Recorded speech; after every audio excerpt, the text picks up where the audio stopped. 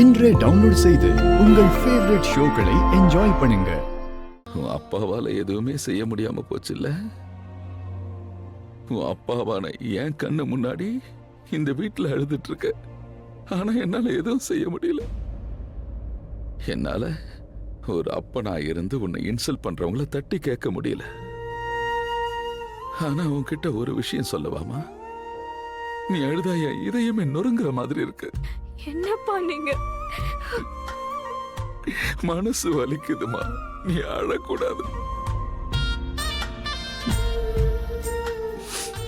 என்னால ஒரு நல்ல அப்பனா இருக்க முடியல. ஆனா நீ நல்ல பொண்ணு தானே? நல்ல பொண்ணு தானே? அப்புறம் ஏண்டா நீயும் வருத்தப்பட்டு உன் அப்படியும் வருத்தப்பட வைக்கிற?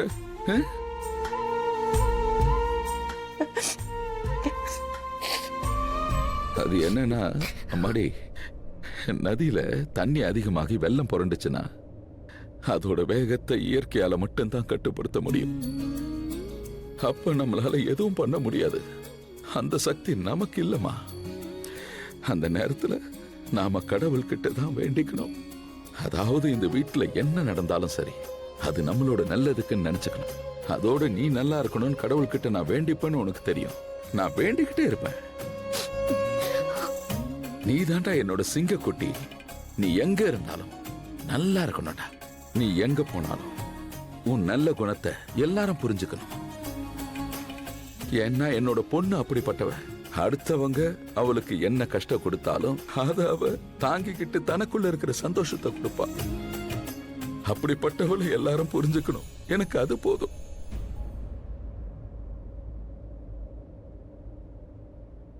உன் அப்பா கிட்ட எதுவும் பேச மாட்டியாமா? என்ன பண்ணீங்க? நான் மட்டுமே உங்களுக்கு பொண்ணு கிடையாதுல்ல. இதோ இதே வீட்டுக்குள்ள இன்னும் சந்தோஷமா இருக்கக்கூடிய பெண்கள் உங்களுக்காக இருக்காங்க. சோனியா இருக்கா, உங்க மருமகளா வரப்போற மலிஷ்கா இருக்கா. அப்புறம் என்ன, அவன் நிச்சயமா இந்த வீட்டுல சந்தோஷமா இருந்தாகணும். நானும் இந்த வீட்டை விட்டு சீக்கிரமாவே போகணும்னு தான் நினைக்கிறேன். இதைத்தான் நான் கொஞ்சம் முன்னாடி சொன்னேன். யாரு உன்னை என்ன கஷ்டப்படுத்தினாலும் சரி, அதையெல்லாம் தாங்கிக்கிட்டு உன் சந்தோஷத்தை கொடுப்பேன்னு. ஆனா உன்னோட இந்த ஆசை நிறைவேறட்டும்னு என்னால ஆசீர்வாதம் பண்ண முடியலையே. மருமகளா என் வீட்டுக்குள்ள அடி எடுத்து வச்ச காலத்துக்கு நீ என் பொண்ணா இந்த வீட்டுல வாழணும்னு நான் நினைச்சேன்.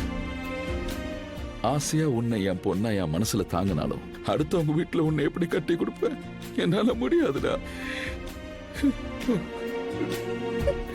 ஒன்னு சொல்லவா? இந்த வீட்டை விட்டு நீ போயிட்டா என் உயிரே போயிடா. என்னப்பா? ஆமாடா, நீ என் உயிரிடா. உயிர் மாணி.